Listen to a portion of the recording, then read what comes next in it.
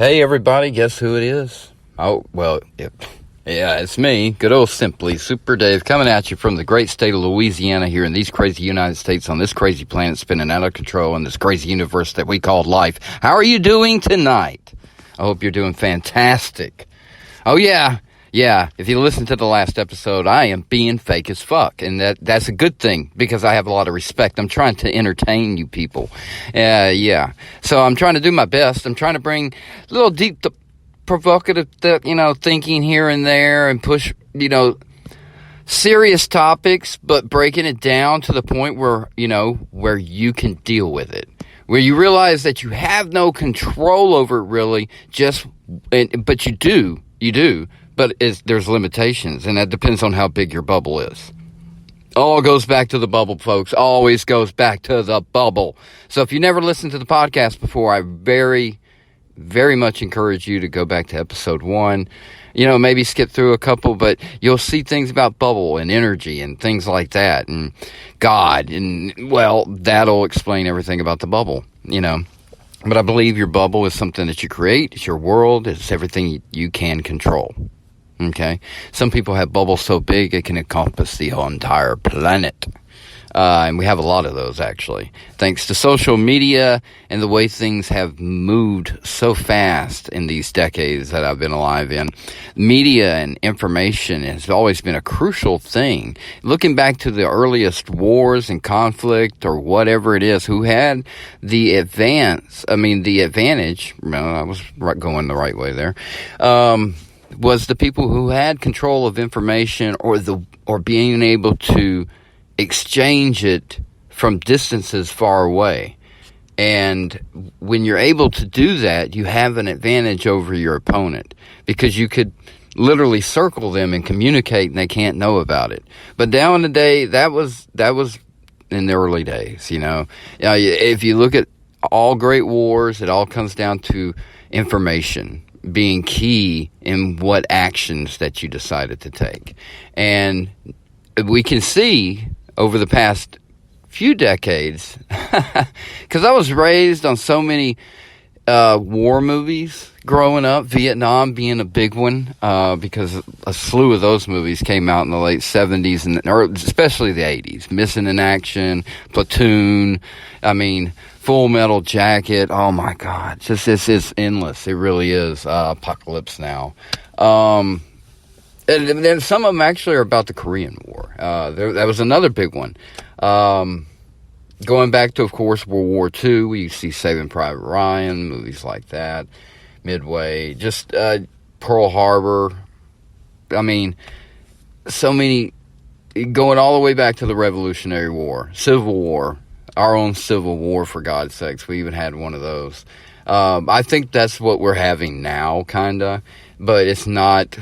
We're a far more evolved civilization to the point where we do openly have war words. And I actually don't have a problem with that. I do have a problem with companies that offer platforms, corporations, namely, and if you've listened to past episodes, you know where I'm going with this. Corporations are the essential bad guy in our own nation. It is the monster created from our free market idea. And the free market does work, but there has to be limitations. Does that make sense? I think there's a bill on the floor right now for a fair tax, trying to abolish the IRS altogether, making it just a state priority thing that taxes you, and then the states, of course, handle the federal government the way it should actually properly be. I have no problem funding my state, because look at it, folks, we are a large country and we are one, but each state kind of has their own world, okay? And in most worlds, we are basically like 3 countries, and if anything, maybe 4. That if we had to break it down, and then there's little wars within those countries, kind of thing, no matter what. But we are a very vast, diverse country, and that is the challenge no other country faces like we do. And I think we handle it beautifully, actually. When people talk about racism, I have a memory. I do remember watching people violently get beat to death on TV live. That was pretty racist. Words being exchanged or memes being compared to cancel culture, all that just reminds me of like World War II in Germany and Hitler and his followers. I'm not going to say the word. Apparently that will lower your possibility of being listened to or whatever, but I don't like to be censored either. I mean, that's very Nazi-like, and I'm very anti-Nazi. And key thing about the swastika, it used to be a lucky, charm symbol. And but that, of course, was forever changed because they adopted it and made it represent something completely different. Anyway, back to the point at hand. As a society here in this country, I think that we have done a tremendously wonderful job up into the last 20 years or so. And the reason why I say that is because we are like new drivers behind the wheel of a car. We're going to fuck up a little bit as we learn to drive this thing. And the internet and the exchange of information really is essential in today's world. And like I said, the civil war that we're having between one another isn't with hands and guns or anything like that. It's through words and messages and feelings and just going the distance of everything being judicial. I mean, to a political issue within personal issues. And then that's when you know you have too much government in your life, and you don't even realize it because the corporations own all the media, and because they generate all the money to control everything that we watch and see, which is why you look for independent things and you want to find not just one source. You want to find out if this is a confirmed thing or not, and then you get to a point where you realize it doesn't really matter if it's true or not. If it is true for now, cool. If not, later, oh well. I still got to go to work today, right?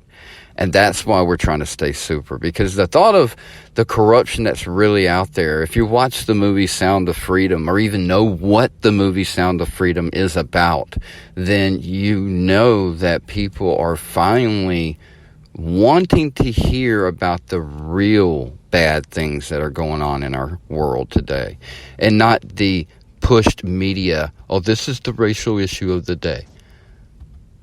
We're past that. I know we will always have racial issues, but as it being a stumbling block for us to go forward and do things on a daily, no, it is not. It might be in certain parts of the country, but as a majority, it is not. All that we see on TV is the minority being reported to you. Remember that, folks. You are a country of a majority. You call the shots here. All right? And I am a very open-minded person, but at some point, and I do mean this, the adults have to take control of the situation. And what I mean by that is, don't get me wrong, don't be like, oh, well, I mean like 70 and 80-year-olds that are acting like 5-year-olds. I mean, that mentality has got to fucking get out the door. I need someone that's competent, that's a leader, that's going to be my representative of the country and not made as a joke by the very system itself, actually. I mean, seriously. I'm not, I made podcasts about that. I'm not going to go into it again. It's just amazes me how we have gotten to this point and how we got blinders on to the point. I mean, the majority of y'all, and that ain't me because I'm in the middle. I realize the middle is where we need to be, but both parties that you are voting for are not even in the middle, okay? I think they're trying, but it's only because election time's coming up next year. I need someone that's going to do it 24/7, 365 days out of the year. You know what I'm saying? I need that because they control how much I pay for everything that I buy. They control how much money I need to make. They control if I can take some time off or not. That is how bad things have changed. And if you haven't noticed it in the last 5 years, if you are 25 years age or older, if you haven't noticed that, or if you work for a living, period, then you're crazy. And forget your political views. Just for a minute, forget how you are committed or whatever. And just think about how better your life would be if you just had someone in there, regardless of what they had by their name, if they were for the people first. That's all you need to hear. And they listen to what people want, and they actually bring up issues you hear about in real life, but you never hear about on media. Because the media controlled by the corporations control the politicians. So you got to find someone that's unplugged, not bought. Unfortunately, it has to be someone very rich that can't be told what to do. And you got to hope they're on your side. And we need that, you know. That's why I kind of root for these billionaires to do things and innovate and push, even if I think it's kind of crazy. But at the same time, I mean, like, I would listen to Elon Musk about a lot of issues, but there's a few things where I'm like, you know what, just, you know, like the electric cars, knowing where the battery and all that, and the slave trade about lithium and coming up with the cobalt, it's just, I don't think that. I think it's worse than what oil would have been. And as far as climate change, yes, I do believe in it. But I believe climate change is going to happen regardless of what we do on this planet, because it's always done it before we were on this planet. So that's just something I already believed in. So you don't have to tell me that's going to happen someday. But over the decades, I've heard all kinds of end-of-the-world theories, and we're still here. And that's not to say one of them's not going to come true one day, but you can't live your life like they're all going to come true. That's living by the minority. You see what I'm saying? 99% of the time, 99.9999, it's not going to happen. I'm always going to leave that door open. You know, so I got to get that 0.1% or whatever. But that's the majority. Believe in that. Believe in yourself. Believe in the country. Look in the world around you. Look inside your bubble. Look a little around outside your bubble. See where you're floating at. What energy are you involved in? How are you feeling about things? Do you feel like you've been swerved by believing in everything that you were taught and given? Because let's face it, the older the generations go, the more disobedient to the rules they have become. That's the reason why this generation has crossed the lines and blurred everything. Nothing is real now, right? And it's brilliant. It's the concept of erasing all the information for a great reset mentally, an evolutionary step, really, as far as how information is exchanged. And, I mean, it's real, folks. We now have our artificial intelligence to deal with. There's a podcast about that as well. So I'm not going to go into it. But that's real. It's no more talking about a movie anymore. And that's what I was thinking about on my drive home, was that I used to watch the movie 2001, 2010, just futuristic movies with that 2000 mark. And I was like, man, I don't know if I'll even be alive to see that. And here we are in 2023. Oh my God. It's just, imagine that person's, you got to live through all that. None of that ever happened, you know.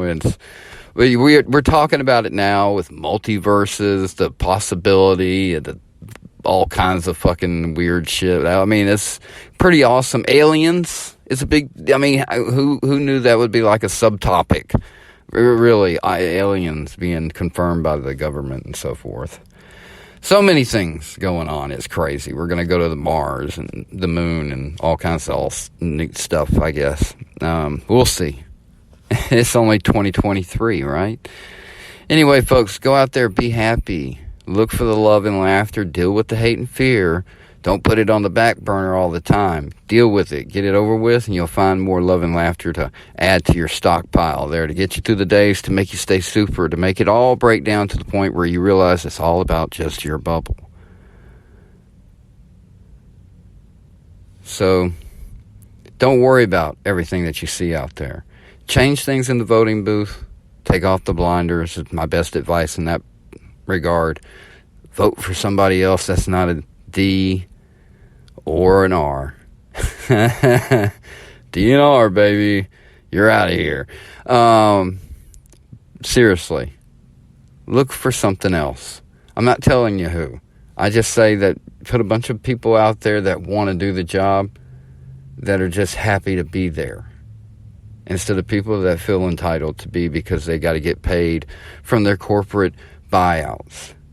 And lobbying, well, I don't even know how that's legal in Washington, but that probably because it's its own district. They don't follow the rules of the country. Think about that. It's its own district. It's not even actually, they don't even get a vote. I mean, she shows up, there's a representative, but her vote actually doesn't count. Did you know that? That's amazing. Our country is so weirdly fucked up. It is. The District of Columbia. Look up the history of how that all came to be. It's very fascinating how independently, privately owned our country really is through so many facets. Anyway, I was about to end the podcast, and I guess I might as well. I hope everybody has a fantastic night, and remember, it's all about your bubble. Keep it full of that love and laughter, and deal with that hate and fear when you can. And the only way to do it is staying super. That way you're a conqueror and not a victim. Peace out.